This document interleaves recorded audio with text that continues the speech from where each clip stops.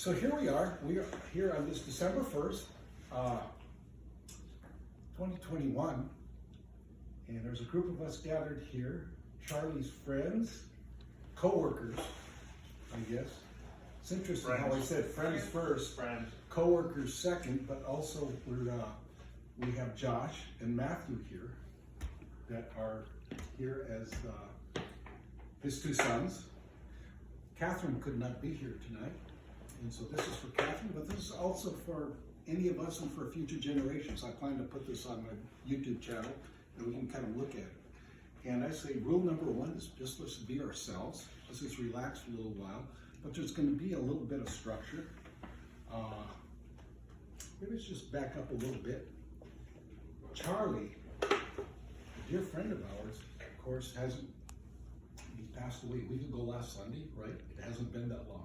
And we're still feeling the pain of his loss.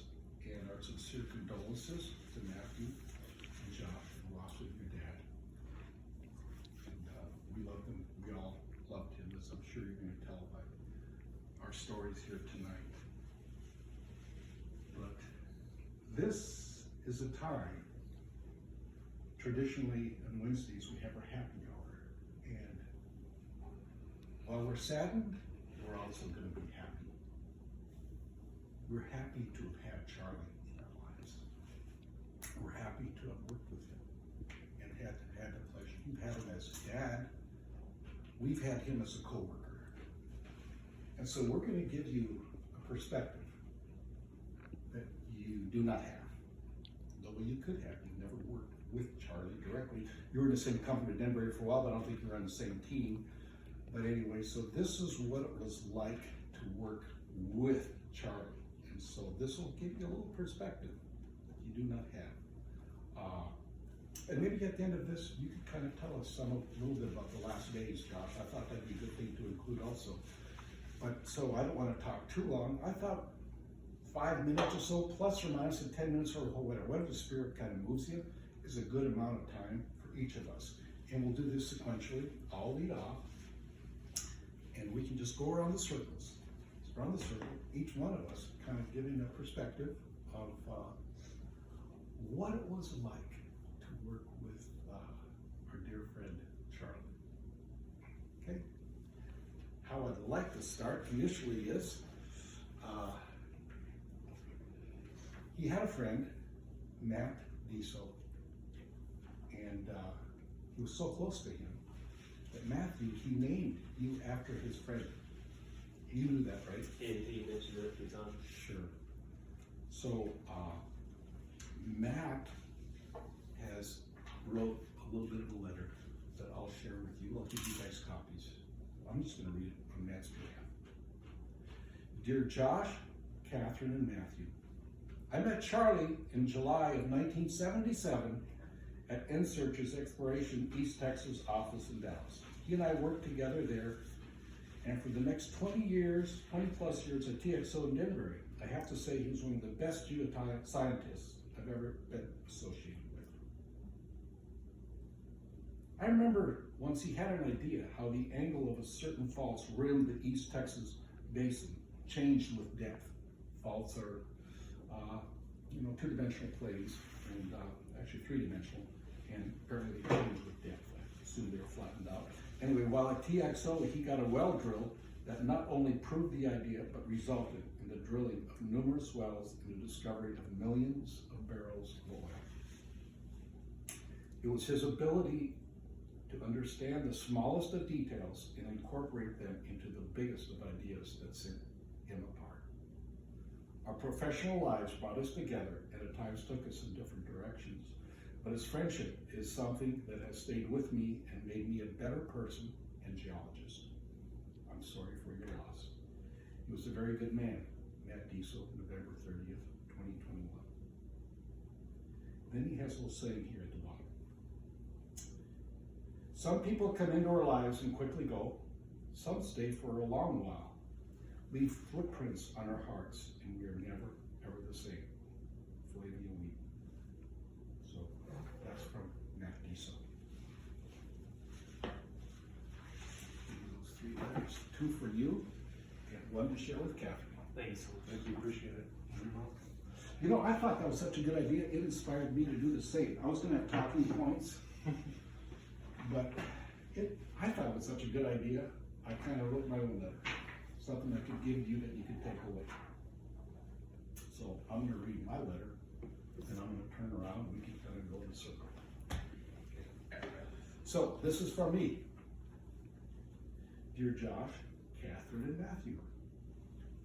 I started working with Charlie at Denver in 2001.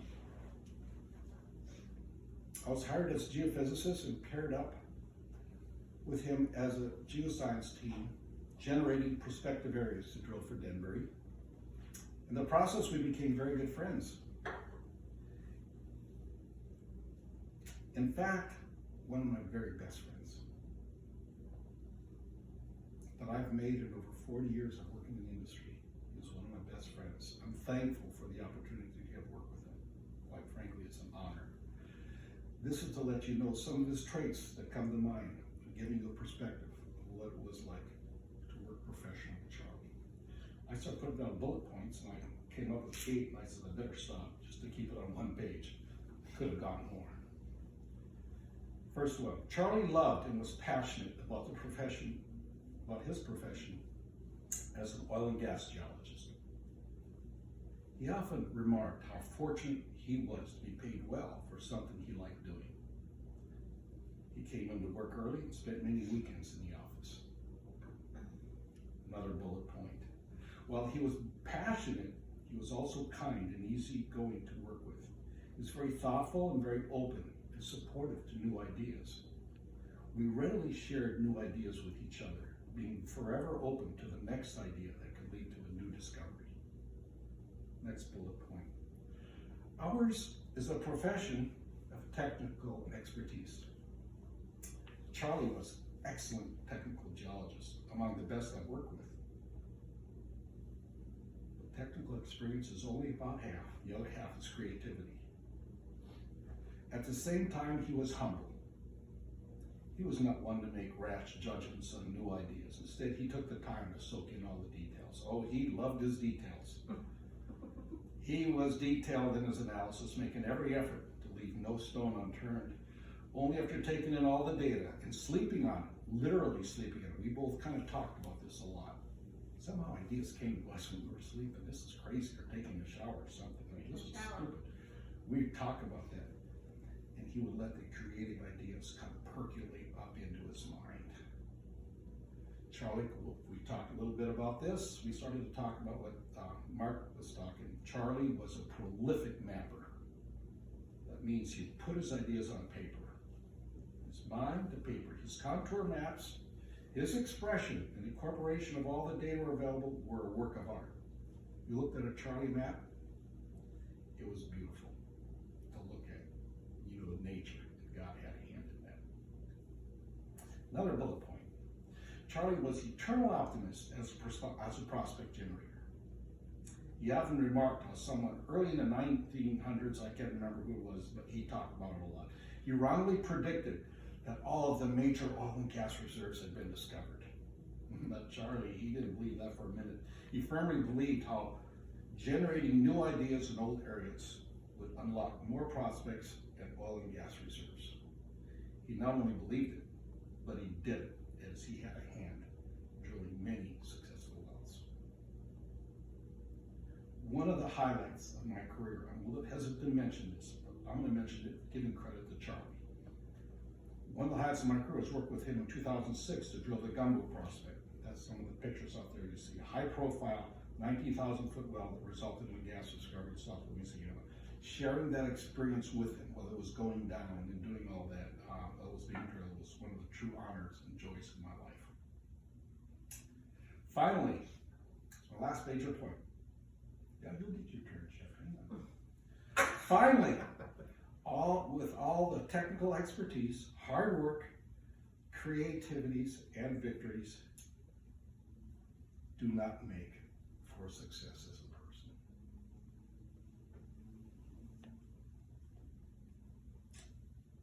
What does is that Charlie had one of the most kind, gracious, and generous spirits of anyone I've ever known. I loved his work. I loved working with him and being around him. I loved having him as a friend and who he was as a person. Charlie, I love you, brother. And one day, we'll again prospect together in heaven. That's what I told him when we're walking on the path. I says, it'll be a great time because in heaven there's no dry holes. It's going to be great. So, to all of you three, to Matthew, Josh, and Catherine, you have my sincere condolences, and may his beautiful spirit continue to live on through all of you. That's my wish, my sincere.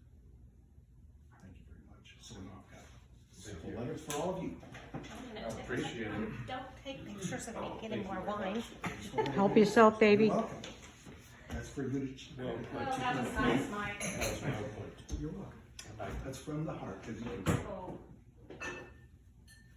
You gonna make the reservoir guys go first with all the geology? Oh, we're gonna go right into the You go this way and do all the geology. I'll be glad you do. Okay, you go You know, first. So, We like it when the reservoir engineer goes first, because then we don't have to. Oh, listen yeah, to that way the then we can correct them. That's right, exactly. Get it out of the way. Okay, Richard, okay, good. so Charlie, and I've got some notes too, and I'm going to try to just glance at them so I don't forget anything. But Charlie was the most positive man I have known in my life. And there was no situation where he didn't see the bright side or the way it was going to work in light of the darkness. He still could see the way it would work. And it was true when I first met him. He was 6'3", 215 pounds, swimmer in high school. He was, everybody looked up to Charlie, physically as well as intellectually in his pursuits.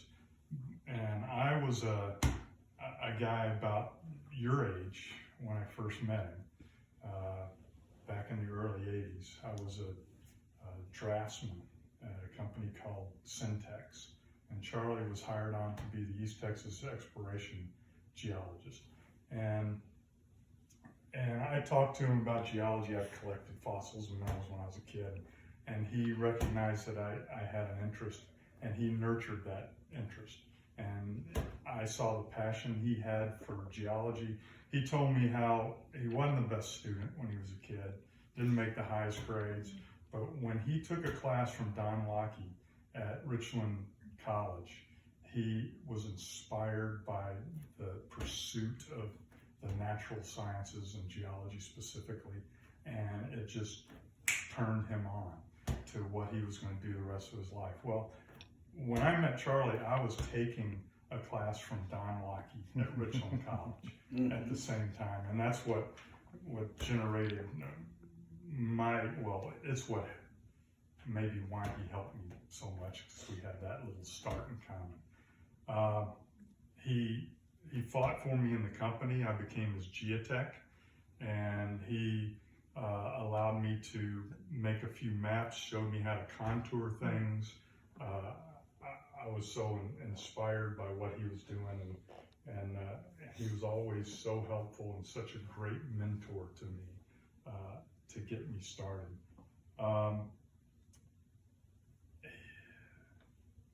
I'd never met anybody in my life that was so passionate and loved what they did in their work like that. And I didn't even know that was possible until I met Charlie.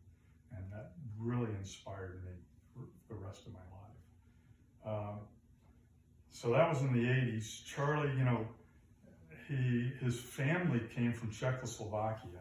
I'm not sure what age, do you know what age He was conceived. He was his conceived. mother was pregnant with Charlie. And he was born when he was. So Yeah. his dad and mom had all their property taken away from him. After World War II, it was the Russians taking over influence and became a socialist state. So when they came to America, it was a great thing. And his dad instilled that in him, is what he told me, that America was a place where you can make anything happen by your own will. Yeah. And that was always, he loved this country and he loved the possibilities. And so he was always positive. The stock market was always going to go up. Oil price was always going to go up eventually. Everything was always going to be better. That's what I got from Charlie. And when he made enough money, he opened a restaurant on Fitzhugh Avenue, east of Central, for his mom and dad to work in. And I think even your mom worked there as a hostess and when we were there. And they made the best schnitzel in town, the best potato pancakes in town. He was very proud of that. And Where was this restaurant? It was on, I believe, Fitzhugh Avenue. Henderson and 75. Oh, So, Henderson. Okay, just I've north. always known about the restaurant. I didn't know your father bought it for them. Yeah, yeah. Because he wouldn't tell you stuff like that. No, he was. I've The never- restaurant's name was Bohemia. Yes, I've known about this restaurant since we worked together, but never that it was his doing. Well, that's Charlie. He wouldn't Yeah. say that. Right. But he made things happen. So, yeah, that was a family thing, and Charlie made it happen. So right after that, a terrible downturn hit our industry. Oil price went to pot, and Charlie got laid off at that company, at Synergy. It was Syntax, became Synergy. And he was laid off. They kind of closed the East Texas portion of it.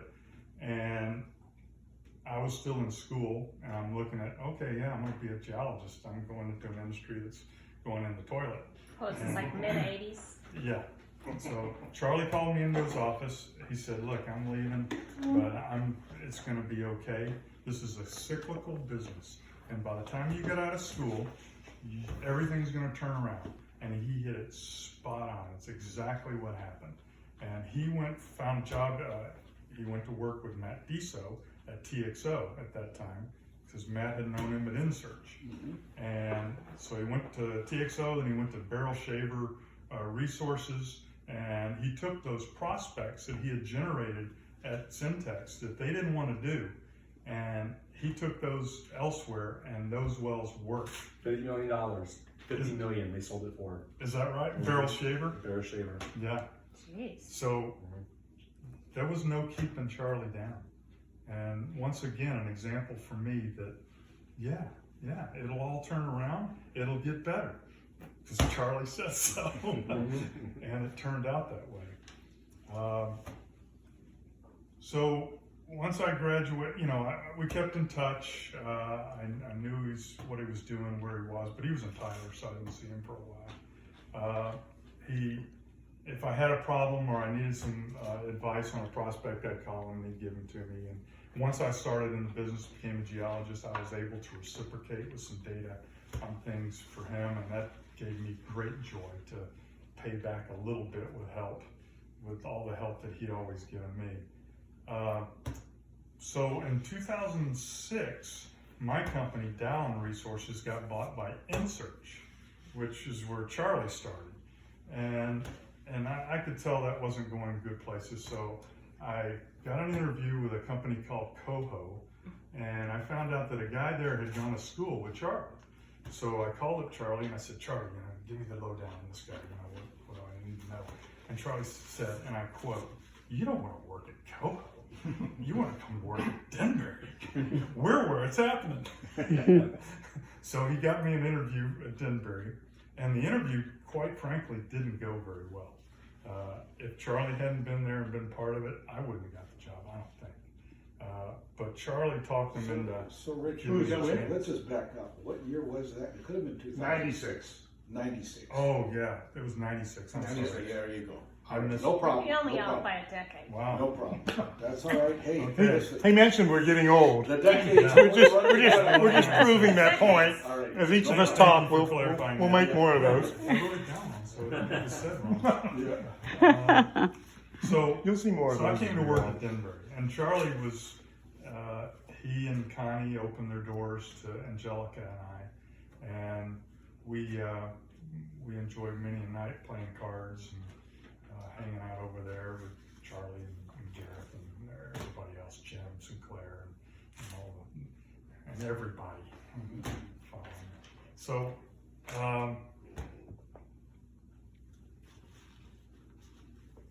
so it's most certainly true, with all that said, that I wouldn't be who I am today without Charlie in any way. I wouldn't have the career I have. I wouldn't be the man I have. I wouldn't. I owe Charlie a lot, and it brought me to tears thinking about that and thinking about all this that he's done and influenced to me. You know, he was a great mentor to me and friend, and I think, and Charlie never asked for anything in return. Charlie was always given, and I think that's what a great mentor and a great friend and a great person is somebody that contributes all that way and gives that way to me, and so, and to, I'm sure, to others. That's just my own personal experience. And I didn't want to make this about me, but I wanted to show what Charlie did. And I think I'm sure I wasn't the only one. Thank you, Rich. Good stuff. That's beautiful. Good stuff. Beautiful. Thank you. Pham, I think you're up, buddy. I can make a copy of it. Oh, we're going that way. No, Pham, you got I already turned it that way I to didn't the write anything Geo down. folks. I say You it. don't have. I from the heart. can talk about Charlie, and trust me, you don't have enough time. I love Charlie. Okay, I'm going to summarize Charlie from my heart, just as I go along. Start okay? with the history. When did you start working with him? I started in '97. I came from Coho. But it's not about that. It's about Charlie. Now, Charlie, he makes a big impact in my life. It's not just work, because when I was at Coho, I was promoted to geophysicist, but I was working. But I wasn't that kind of a geophysicist until I come to Denver and work with Charlie. Working along with Charlie, it makes me see things, and then I feed off of him, and he feed off of me. The value of things and how we chase things and how he thinks. He's, when it comes to prospect, everybody already says it all. He's got the knack for it, and he hit it. And then you know how I can be very, well, I was much younger. I could be very aggressive and overreactive. But when I like something, I'm 110%. You know me, my personality. Yeah. That's why we get along so well. And Charlie's a quiet one. I'm the loud one. Okay. Yeah, he kept you balanced. Charlie is he keep inside. I close my eye, I can see him smile. But whatever you ask him, to go to your office, and he'll just give you the answers, right? But he's more like a brother to me over the years. I get to work 20 years instead of 15. It's more than a marriage. Like, look at somebody 8 hours in a day. You work with somebody for 20 years, that's about 7.5 years. Look at somebody non-stop, no blinking. You know, that's how close we are. It was a marriage. But he's like a brother to me, because he went through some bad times and I went through some bad times. When he went through some bad times, I could see in his face, and I would ask him, Charlie, he keep it in, but he finally comes out and hits your shoulder, you know, and he would tell me, and then we kind of pat each other back. And when my turn comes along, he'd say, Pham, what's wrong with you? I can see in your face. Say, yeah, I went through a rough period, right? And he Divorce. He's talking about lend his shoulder to me. So we talk about everything. We prospect. We talk about everything. So he'd affect the way I work. He'd affect the way I think. He'd affect the way I prioritize at work, and also as a personal, the way you view life. You know, everybody want advice. They go to Charlie, they seek his advice. That's Charlie. He's calm. He think about it, and he give it to you. And so he changed me in my personal lifestyle too. And we had a beer about 4 or 5 weeks ago, 6 weeks ago, right? Yeah. 5, 6 weeks ago. I told Charlie, every day that we have, we're just gonna laugh and enjoy it. I mean, I miss him. He's a part of, and I'm so lucky to come across Charlie for 20 years. Yeah. You know, it impacted me, and I told my kid, when I come home and say, look what happened today, I told him daily. So, I think Nicholas is the same age as you. when we had the little diaper changing with peanut butter, then we Peanut butter with, you could change your diapers with peanut butter? well, no, they, see, That explains a lot. at Denbury, Keith Bowman, Charlie, have him, I have Nick, they're about the Yeah. same age. So they ask they had to bring in their babies and we do some kind of a I show. remember this. Dad got a clock running, this, anyway, so we all grew up. Trying to change diapers, Yeah. make lunch. Yeah, I was gonna say, that's not. We peanut never butter changed that in a before, diaper. so, but anyway. Okay. Back to Charlie, I told him that is just part of life and it's not about that. I said, if you have to go, if we have to go, I want to go quick too. And we see each other again. I think he lives a great life, family and friends. I'm certainly blessed I get to work with Charlie. I'm sure I'll see some someday. I think he left something out, and that is Charlie's laugh. Yeah. You close your eyes, you see him laugh. Every time you talk to him, he doesn't say it, but he just smiles. You see his eyes smile. I'm glad. I miss Charlie. I'm glad that we weren't all still working when we lost him. Yeah. I think that would have been hard. Yeah. But he was sick way back then, 15 years ago, and I see, like Richard said, he went from 6'3" to 5'10". I see him shrink in front of me. And then he beats the odds. I mean, 15, 20 years later, I don't know the exact date, but, so he lives a good life. He works, gets paid well, surrounded by friends and family, all the way down to the last minute. If he's here, I'm sure he's probably serious right now. Absolutely. Probably just smiling. Yeah, absolutely. That's Charlie. I think it's a celebration of Charlie. Yeah. Sure, the people remain, he's the one suffering. Yeah. But Charlie's looking down, he's happy. Thank you. That's all I have. Thank you, Tom. That's wonderful. That's wonderful. Okay, moving right along, Mr. Mark Scott. Hey, I've already given We already did. I yield my time. Okay, you gave a little perspective of the tools you had to work with, but how about what are your impressions of what it was like to work with Charlie? Some of your thoughts. To begin with, you have to realize I'm an anal person. So, Oh, yeah. So we're talking. I loved it though. Oh, you found that, huh? We're shocked. So you're birds of the feather, we're true. Yeah. Exactly. Yes. Yeah. And Charlie, he could outdo me in any detailing of any geology I've ever seen done. He could just, light up an idea. And sometimes we didn't see eye to eye, but that was the good part about our relationship, because that's how you learn. That's how you gain trust in people. And Charlie gave me a lot of trust.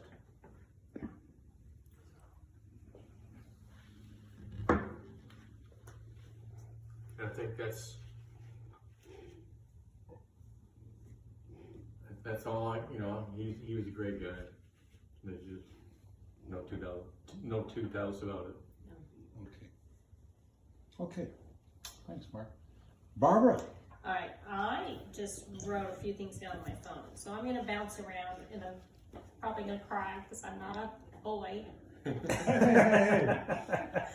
okay to cry. I'm gonna do the best I can. We got one over here crying.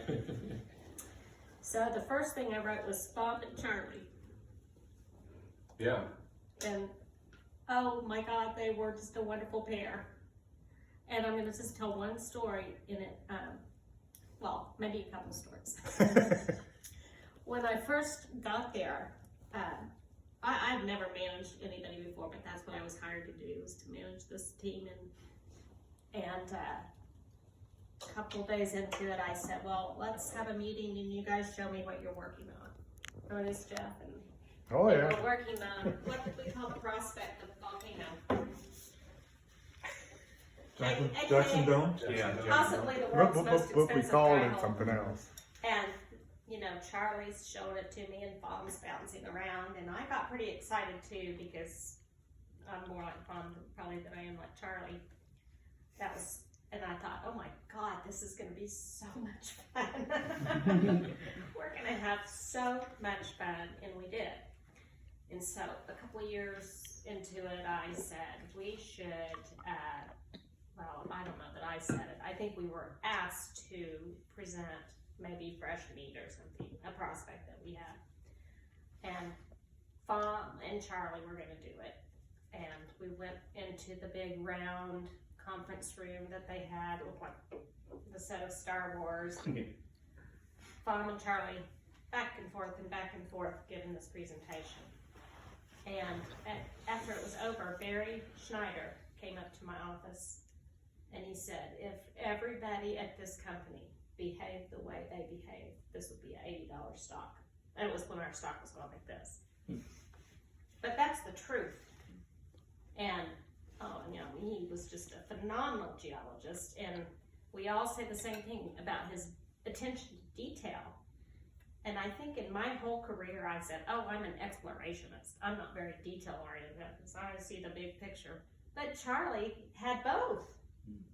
And it just humbled me because he saw the big picture, the little picture, the microscopic picture. He could analyze logs, which I couldn't do, and he was just fantastic.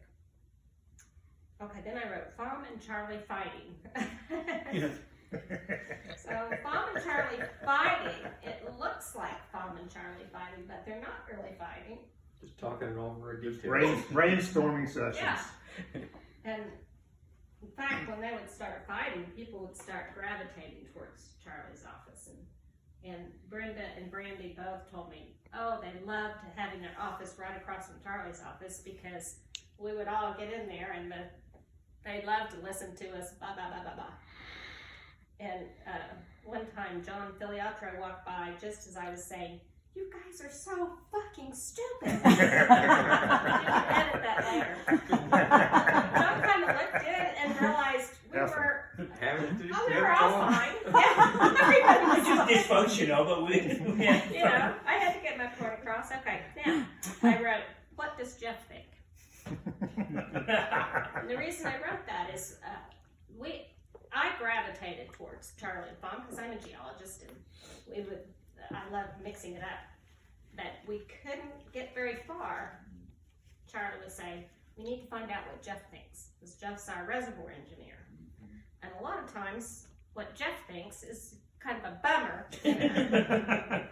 because it wasn't going to be as good as we thought, or we were ignoring data that we needed to not ignore, like, the reservoir pressure's going down fast, that kind of thing.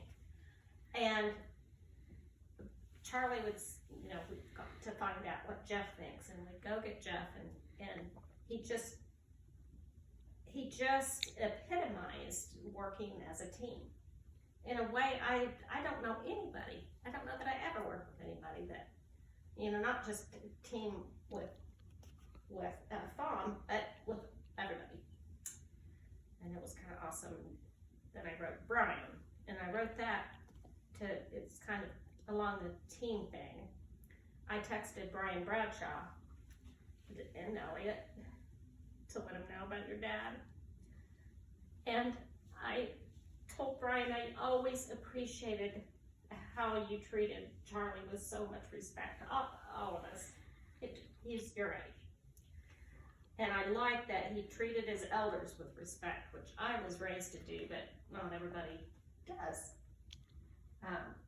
Especially in business, we get to be our age and they're like, eh. But I just kind of gave Brian a little praise for having done that. And he said, oh my gosh, are you kidding? I did respect Charlie so much, and he just wrote really nice. Called him a gentleman, which I think everybody has said. Then I wrote detailed and big picture. Oh, I thought this was WTF, but it's WWF, Words with Friends. So I played Words with Friends with your father probably 5 times a day for the last 11 years. Oh, and that's what I'm going to probably miss the most. But he was so darn good at that. And when we first played, we were about the same. I beat him, he beat me. But towards the end, win a game. You couldn't beat him? No. Somebody put in their letter, it was like he was studying for the bar exam. Was it you, Richard? Didn't say that. Somebody said That's a it's good- like that's how he approached Words with Friends, which is basically a Yeah, Scrabble he game. kept getting better and better. That was Oh. what Charlie. I said, I can't Keep beat working you. to do that. I just can't beat you. And we talked about this one time recently, and he said, well, do you check and see what letters are left? I said, no. No, do you make, and you know, he was just so careful. He was just as careful with that as any well that he drove, probably. He played, the last game he played was 3 days before Catherine texted Pham. And usually I would catch it if he didn't play. It was because he was in the hospital, and we were busy, and that he played up until I can't remember what day she sent you that text, but the last game was I know he was sick for about a month, wasn't he? In and out of the hospital. He was beating the crap out of me at Words with Friends. Then I wrote that he was the best person I know, and I think he really was. And y'all may not know this, but he was a confidant for me. I needed a lot of advice, support, and you know, that's who I turned to. Well, probably all of y'all, but anyway, then I wrote beer, which I think is just part of my grocery list. Check here. I told Mike I could talk about Charlie for 5 hours, and that's not the truth. I loved him, and I think probably catching on, and we all did. And I'm done. My turn, huh? So, What does Jeff think? what does Jeff think?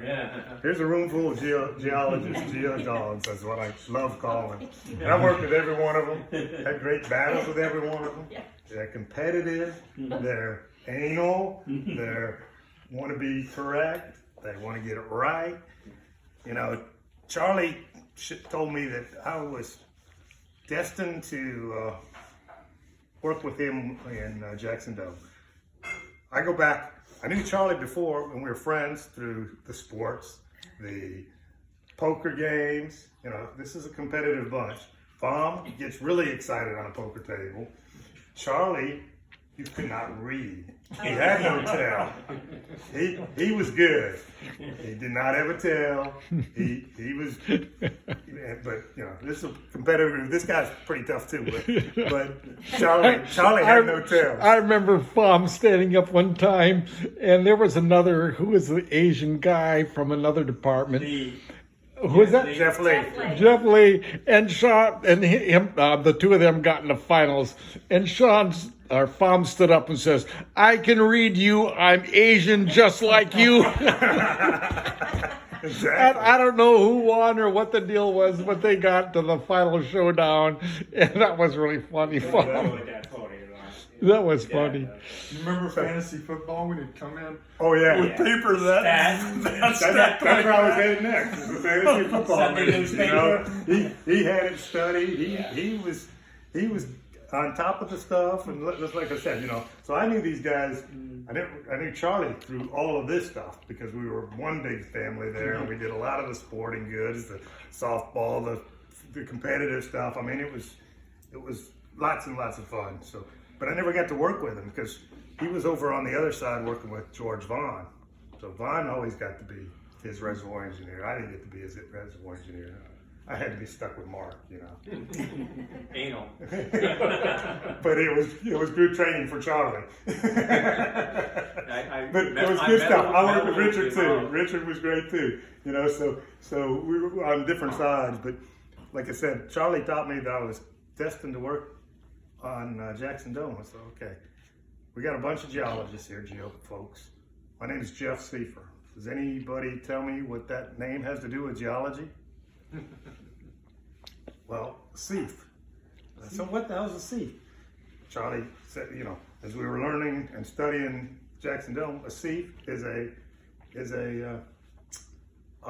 dune, long straight dune, and you know, as you tear into prospects, you got to understand the depositional environment that's laid down, and you got to get to understand that environment in order to go out there and explore and find and expand it. So working with him was great. I mean, I had a blast.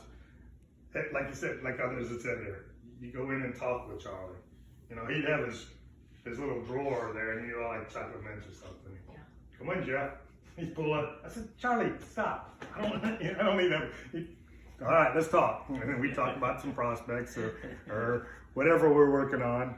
I remember this was back before we had a petrophysicist, you know, and I dabbled with computer stuff all the time. So there's a program, let's go try it, you know. And I sat with Charlie. He'd help me out with all the calculations of the porosity, saturations, all that stuff. And what we're trying to do is to figure out if we can determine the cutoff for our pay and all that. So with his help, and you know, we got through it and put that together, and we were using it long before it was set up as a standard, you know, because we had to make do back then. And then we got petrophysicists, and they standardized it and put together a big thing. But so, you know, Charlie wanted to know more, and so did I. And as a reservoir engineer, at least my teammates knew that no question, or the only question that was dumb was the one that wasn't asked. That's right. And I worked that way with all my teammates. Everywhere I worked, I tried to get that way. You know, some reservoir engineers, no, they know everything. Just ask them. You know, Yeah. they know it all. But Jealous. I knew I didn't. So we'd have like Barbara said, you know, we'd get in those rooms, and Pham would throw out something, or I'd ask something of geology, or Charlie would ask something, and we would just, you know, at times it would strike you, and it was like, wait a minute, this, you know, it got you thinking a different perspective. And as we worked those different perspectives, we got a much better answer as a team than any one of us could have done on our own. And that's what was so much fun, with Charlie in the middle of it, Pham, you know, I worked with all of these guys that way, and they've all been great. But Charlie was just special, you know. I give him credit for what a good team. We were a great team, and I would love to take credit for it. I always gave credit to Charlie for that, because he was kind of the glue. Yeah. And like I said, we just all gravitate towards his office like the children coming to Jesus, you know. So Charlie was great to work with. Yeah. He was great to be a friend with and to, and I'm gonna miss him. It's funny, you sit here, you listen to everybody talk, but you don't really know how people feel about Charlie, huh? It's just different. It's I mean, we lucky. Yeah. It's interesting. We can talk about it forever. It's just father and son. I don't know, but you know, from the outside, it's just you're his favorite reservoir engineering. I mean, for you, the processes are different. For me, it's different lobes of dune. Yeah. But Charlie, I just make it work. Yep. You know, it doesn't talk, but it's a different process. Wow, different board view. And we never even got to see him work carbonates. I know. The first 20 years of his career, it was carbonate. carbonates. It's carbonate, exactly. And he was, ask Matt Diso about Yeah. how great he was at that. Yeah. And that's dual porosity. Yeah. Yeah. The I smack looked over for will years kill you. trying to find a good guy to work carbonates with. You're telling me Charlie was Yeah. He's a smack over. He's a Jeepers. Oh, Smackover. That was one of the things when I first met him. I was a draftsman, and I was making 3-dimensional block diagrams of the Smackover, Yes. you know, along the Mejia-Talco fault zone and the little shoals that kind of came out from that. And I mean, yeah. God bless him. So we're about to wrap this up, a video portion of this. I'm going to ask Josh or Matthew to kind of share some thoughts or feelings with the rest of us. This has been, I think, therapeutic and healing for all of us to kind of share and go on the record to share our thoughts and our feelings about Charlie, to have this opportunity. So we're certainly thank, of course, everybody here for coming tonight, but you guys for coming here to give us this opportunity to talk about your dad. It's a chance for us to really convey to you and to make sure that you all know what kind of person he was. So, any thoughts or anything that you'd like to share? You want me to go first, or I'll have to use the restroom right quick if you don't mind. Just give me You do that. You do that. I can see that. You're the man with a mission. Pause the camera. No, we're gonna go straight to Matthew. We're gonna make this one video. Any thoughts or anything from hearing everything? You can catch it on the video. I don't want to pause the video. I'm gonna kind of keep it going. You've been here before. Yeah. It's gonna be a little hard. Yeah. I feel you.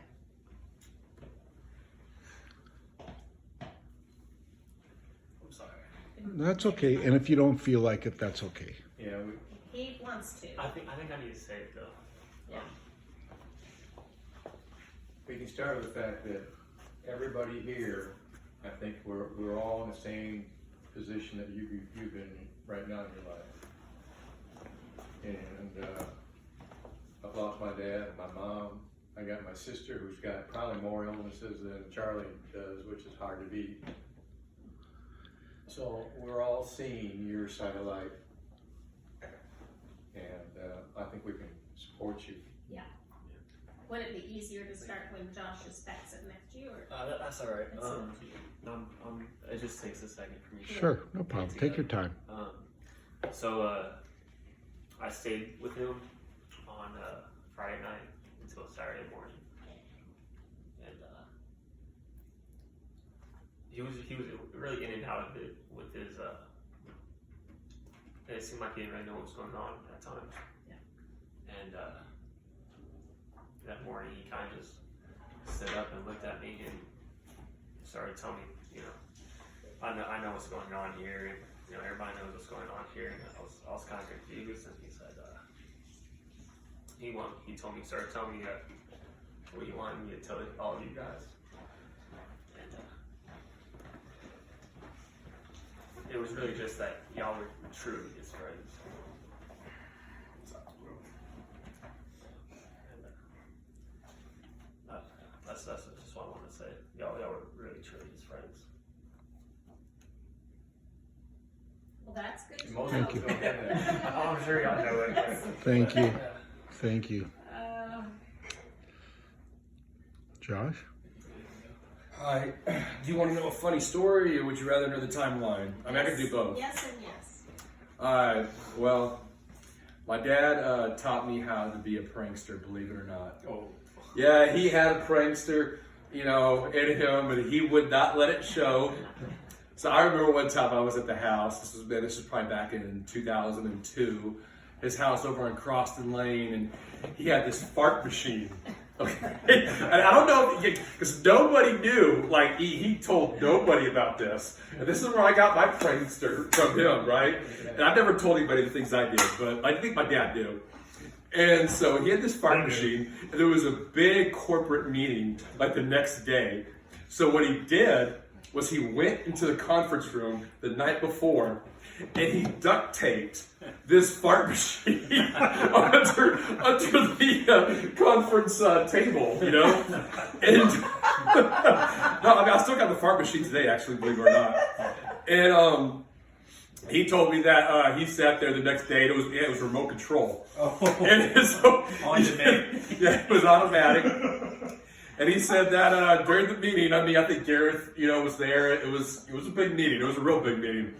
And, you know, periodically he would like push the button and it would like everyone would like look, he told me like everyone would like look around, you know, and try to see like, you know who did it, you know, Dad being as stoic as he is. Oh, yeah. You know Dad, yeah, poker face all the way. So he's sitting there, you know, serious. And deep inside he's telling me, he's like, man, I was just laughing as hard as I possibly could. And he said, throughout this like hour-long meeting, he just kept on pushing the fart button. And everybody like look around. And you know, and Dad just, you know, he just sitting there, you know, like nothing ever happened, you know, just real stoic, you know, straight face, and everyone's like looking, and his dad, oh, he loved that, he loved it, and so, yeah, you know, he taught me how to be a prankster, you know, and like keep a game face on, so, but yeah, I don't know if any of y'all were in the meeting when it happened. There was a bunch of farts going on, you know, I mean, it was like, I mean, a lot, I mean, everybody was looking, and Did people laugh? I don't think anyone laughed, but people were like looking like, you know, trying to figure out where it's coming from, you know. And but the dad was laughing; he was dying inside. Because I remember him telling me the story, and I was like, Dad, you gotta give me that fart machine. You gotta give me that fart machine. You know, I'm gonna do it on my friends, you know. So he, you know, he had a prankster side to him. He didn't let it show too often, you know. So yeah, you know, he could be a pretty funny guy, you know. So, as a dad, let's just wrap this up. Summarize, for the record, just within a couple sentences, what it was like. We've told you what it was like to work with Charlie. Summarize for us in a couple sentences what it was like to have him as a dad.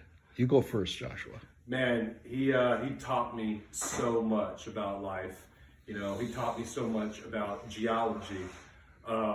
You know, he was very dignified, respectable, and, you know, he basically, you know, taught me how to be a man, you know, and you know, he was a great dad. I couldn't have asked for, you know, any better dad than that. And I really love him, you know, a lot. You know, just like I know he loved every single one of you guys. I know that for a fact. Thank you. Matthew, care to any comment? Yeah, kind of the same as Josh. He taught me, you know, everything, how to use tools, how to, you know, plant trees. He had, you know, 3 ex-wives, so he was really good at relationship advice. You know, what not to do. That's all right. Everybody else is like, yeah, we do that. Remember 3. You have to shake them. Yep. Yeah. You know, all the yard. He was good at getting married. That's good. Well, I'd just say in addition, he was with pride. He talked to you about Josh and your abilities as a geologist and the fact that you were Denbury. And Matthew, he talked about you all the time. And it was always like you and Catherine, but it was like, it's always Matthew. And I mean, I just remembered hearing Matthew's name because every time we went to Taverna Rosa, okay, I got to bring a pizza home for Matthew. Got to bring home the bacon for Matthew. Yeah, exactly. I know what you're eating that night. Yeah, exactly. And that's after eating or working at a pizza place for a while. Right. Yeah, He's exactly. Like, thanks, Dad. I love it. I still love it. Anyway. You unleashed the fart machine. Anyway, thank everyone for coming here tonight. We've enjoyed it. It's time to wrap it up. And God bless. And oh, wait a minute. And there's a hostess. I just feel the hostess with the mostest. No. I just feel like I want to say a prayer for him. Yeah. Absolutely. Okay. So even though I don't know Charlie as much as you did, there were times when he came over and brought flowers to me. Yeah. And he was always a gentleman. And so I just feel like I want to say a prayer. I feel like he's with us right now. So Heavenly Father, oh my gosh, look at all these beautiful people here that love you and say such wonderful things about you. And I know that you're in heaven right now and you're just looking down going, yeah, this is my family. And so I ask, dear Lord, that you're with him. I know you're in heaven. You're in heaven and you're looking down and you're going to be watching over your sons and your daughter. And you're going to be watching over your friends who loved you so much. So thank you for the gift of Charlie in all of our lives. In Jesus' name we pray this. Amen. Thank you.